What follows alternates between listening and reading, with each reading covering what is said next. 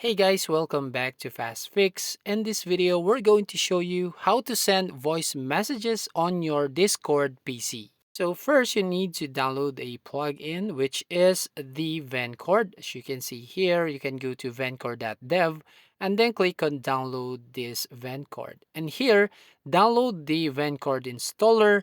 And once you've done right here, as you can see, just open this installer here and just choose this table and then click on this install button. Now, once you've done right here, as you can see, successfully patched.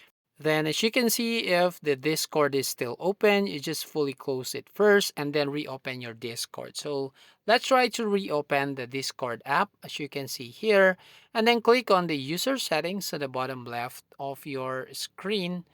And then from here, all you need to do is scroll down and find the plugins. And here on plugins, try to search for voice messages. So you can search for voice and then scroll down and you will find that voice messages here. So all you need to do is enable this one to allow to send voice messages on Discord.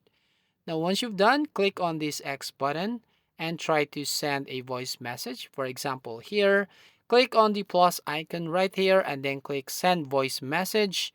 And an option shows up here. And all you need to do is click on start recording.